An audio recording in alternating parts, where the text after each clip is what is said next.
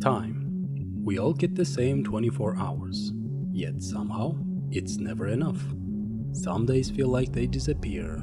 You're constantly busy, but weirdly, you're not really moving forward. In our world, it's not just about managing your schedule, it's about managing your attention, your energy, the ability to hold focus when everything around you is begging for it. You can work for hours and still feel like you got nothing done. That's because it's not just time that moves creative projects forward, it's your intention. Oh, what's that? I look a little different today? I don't know, maybe it's probably this watch. Check this out. When I press the button, the lid flips open like this. Pretty cool, right? What does this button do? Oh! Sorry. Anyway, I decided to challenge myself. Create a full 3D character model from scratch in just 1 week. Not a full week, really. I have a full-time job. Hey, I'm speaking to you from the future to give you this disclaimer. For those of you who saw this post and got confused, this video was made before that event took place. And since I have a chance, I wanted to tell you this. If you stick around till the end, there is a surprise waiting for you. A commute, responsibilities. Realistically, I only have a few hours each night, around 3 to 4 hours a day. But the idea wasn't to just rush a low-effort model. I wanted to stay focused, manage my time better, and still make something I'm proud of. So I set some rules. No all-nighters. Health first. I need energy if I want results. Stop at good enough. No spiraling into perfectionism. No doom scrolling or passive distractions. Those are progress killers. Quality can suffer. No excuses. Track everything. No vague, I worked hard feeling. I want proof. Being creative while having a full-time job is tough. You've got a tiny window in the evening. Mine is 5 p.m. to 10 p.m. and you have to make that time count. After that, I give myself an hour to wind down, because part of this challenge is learning how to balance, not just cram more into each day. I picked Impmon for this project. I've been in a Digimon Tamer's mood lately, and his design, while simple, has just enough complexity in the face and scarf to make this interesting. Alrighty then, let's start the clock. The day starts like usual. Wake up, hit the gym, go to work, and rush back home. Got my second cup of coffee ready? Let's begin the challenge. Like most projects, I started by gathering references. I didn't spend too much time on this part since Impmon is a well-known character with simple shapes. Instead, I focused more on his facial expressions. I want to build a flexible enough rig to hit all those cartoonish moods. The reference phase took around 10 to 20 minutes. I didn't record myself doing it. After collecting enough reference, I began blocking out the basic body proportions. Visually, Impmon looks about 3 heads tall, a classic chibi-style proportion that still leaves enough room for function. You know, measuring characters by head height is probably a good thing to do, but so many characters break that normal human proportion. I always think of Kratos from God of War.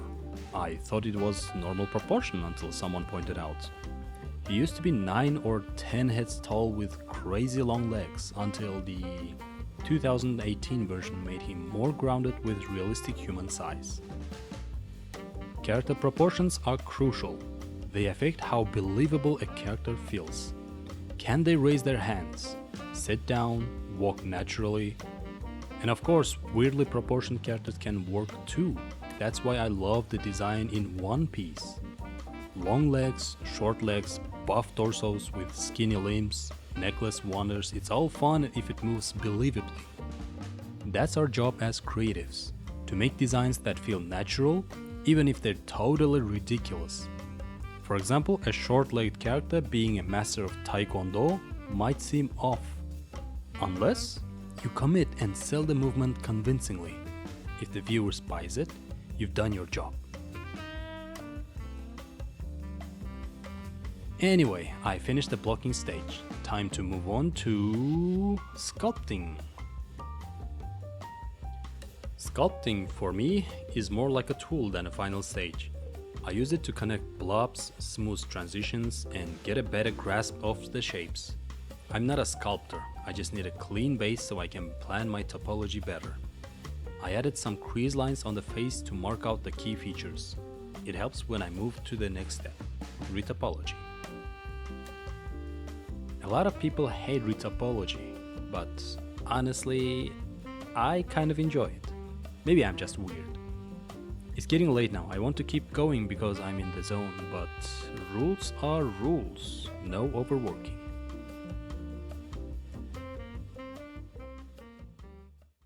Today's goal is to begin retopology. I decided to go for a textureless model, which means I'll be relying on materials for color rather than UV maps or texture painting. Impmon has 3 main colors, red, white and purple. His body combines white and purple, so I marked the face borders and separated those color zones directly through topology. You might be asking, why textureless? There are 2 big reasons. First, it's time saving. Skipping UV unwrapping and texturing lets me move faster. Second, no texture stretching. I can squash and stretch the model however I want without weird artifacts. And of course, not every model can be textureless, but since this one is staying in Blender, I can get away with it. If I needed to export it for another software, proper textures would be more reliable. But since I had this opportunity, I decided to lean into it. That means I need to follow color borders precisely with my topology and assign materials directly to those face groups. It's trickier than it sounds.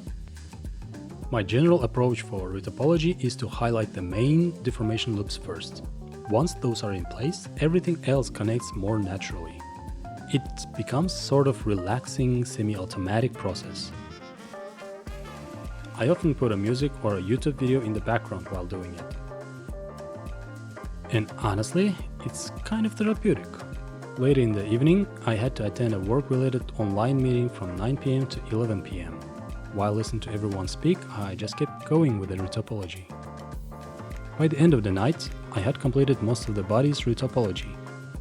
But areas like mouth, nose and claws still need work. I also haven't made eyes yet, and they're crucial for getting the right appeal. Still, solid progress. Today's goal was to fully finish the model and move on to the rigging phase. I focused on completing all the leftover retopo details from yesterday. Things like the mouth, claws, and especially the eyes. For the eyes, I'm using a method a lot of you have recommended before, flipped normals. This simple trick gives that clean, stylized, cartoony look I love. It's perfect for Digimon eyes. It's a neat hack that works surprisingly well in Blender. After finishing the eyes, I moved on to some small detail work like tweaking the nose, tail tip, and cleaning up the edge flow across the mesh. Just subtle adjustments to improve the final appeal and prepare everything for rigging. At this point, I felt like the base model was finally done. Sculpt, retopo, details, check. Model is ready for rigging. Today I started the rigging phase. I had a limited number of hours to work with, so I focused on setting up the deformation bones and naming them properly for a clean structure. Naming bones is one of the weirdest part of rigging. Sometimes I end up with the names like cheek breach vertical, eyebrow line .l, mouth stretch 01, and lip top, some strange names like that. It sounds chaotic, but as long as I understand what they mean, it works. Of course, if I were working on a big team, someone else trying to edit my rig would probably be super confused. One thing I really wanted to make sure of was that Impmon's mouth could deform freely. So I set up a bendy bone chain just for the mouth. I could talk about this method for hours, honestly. but I'll save the deep dive for another video. Let me know if you're interested in that. For now, I'll skip the ultra technical breakdown and keep things moving. By the 10 PM, I was done for the day. I got ready for the bed and called it a night. Not the most productive day, but still, I made a progress. Finally, a better day. Had a good night's sleep, woke up feeling recharged and ready. Morning gym session? Check. Work? Done. But after work, I had to spend some time with my family, so I didn't get much time for the project today. I only had about 40 minutes to spare. All I managed to do today was continue where I left off in the rigging process. No big milestones, just steady, focused progress. I didn't try to push myself too hard since I knew the weekend was coming, and that's when the real work would happen. Even though it was a short session, it still felt good to not break the chain. Sometimes just showing up for your work, even if it's just 30 or 40 minutes, is more important than hitting some massive goal. The weekend is finally here, the main push. I had both Saturday and Sunday fully to myself, so I decided to take advantage of the time and get as much done as possible. Started the morning with a hot cup of coffee and jumped straight into the work. My first goal was to finish the facial rig, especially the eyes, since they're one of the most expressive parts of a character. I usually treat the eyes as a sphere and build the rig to slide along its surface. Here's how I set it up. A control bone moves around. A mechanism bone tracks the control bone using a damp drag constraint.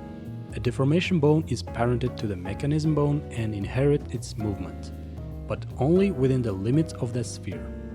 This keeps the eye motion clean and believable without it ever popping out of the place. It's a simple, but very effective setup. So far I only focused on the facial rig, and the body was totally ignored. That needed to change. I started setting up the body rig using Auto Rig Pro, which I usually combine with my custom facial system.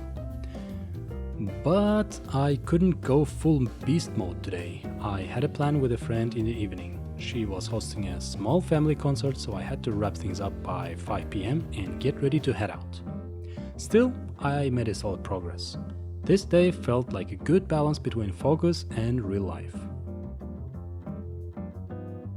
Final day of the challenge. It's now or never. There's still a lot left to do, and I was determined to wrap things up properly. The main task for today was weight painting, or as some people call it, skinning. It's the process of binding your character's mesh to the rig. I could have just relied on auto weights, but that never gives me the control I want. Auto Rig Pro actually does a pretty decent job with automatic skinning, and it's good enough to pose the character quickly. But I'm just too picky. I want the deformations to hold up under any pose. The most problematic areas were the wrists and pelvis.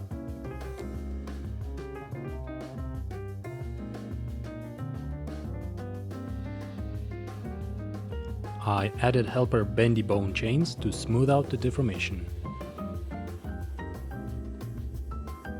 Then I remembered, oh yeah, the scarf! That thing still needed to be rigged. I didn't want it to be static, so I rigged it with my usual bendy bone chain methods. It adds a lot of personality and motion during animation. And the best part is, I barely have to weight paint any of it. The bones do the heavy lifting. The bendy bones, I mean. By around 8:30 PM, I was nearly done. I had a choice. First path is push through and finish the rig completely. The second path was to stop and pose the character and share the results online. After about 10 seconds of thinking, I picked option 2. I wanted to share what I built, even if it wasn't fully polished yet.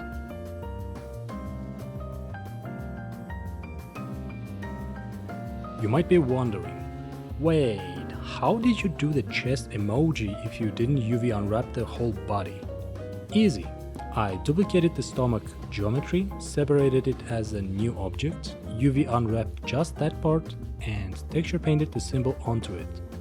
Then I moved it slightly above the body mesh so it floats without intersecting.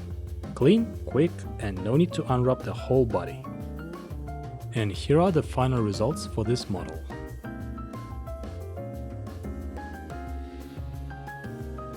I would say the challenge was success. After this day, I spent a few extra hours adding rig widgets to make the rig more user-friendly.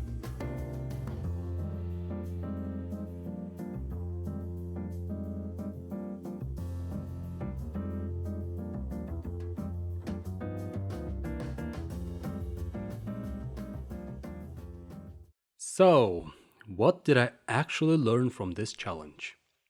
I learned that time isn't your biggest obstacle. Your energy is. You can have a whole day ahead of you, but if your energy is drained by negativity, distractions, or pointless scrolling, you won't have much left to create anything meaningful. We're constantly surrounded by things that chip away our focus. Social media, drama, arguments, or opinions that were never meant to help us grow. And even if you think those things don't affect you, they do. Quietly, slowly, stealing your spark. But when you start guarding your energy, when you stop wasting it on things that don't deserve it, you'll be amazed at how much you can do. You can finish that project, you can grow as a person. You can even help someone else just by being kind. Time isn't money, your energy is. And if you use it well, you'll go far. Oh, and before I go, I noticed we hit 30k subscribers. As a thank you, I want to give something back. So I'm making my Terriermon and Guilmon rigs, the one used in this video, completely free on my Gumroad page. You can download them, try them out, and if you'd like to support me, you can leave a little donation there too. Or there's an even better way to support. I finally opened my Patreon page. You can support me there directly and get access to useful project files, behind the scene contents, and if you're in the highest tier, access to my exclusive rig files, including this Impmon we made together. Every bit of support helps me keep doing this, making videos, sharing my journey, learning new things, and passing them along to you. Hopefully I can give you a little motivation to keep going on your own creative path too. Thanks again for watching, see you in the next video, and until then, take care of yourself, be kind, and share that kindness with the world.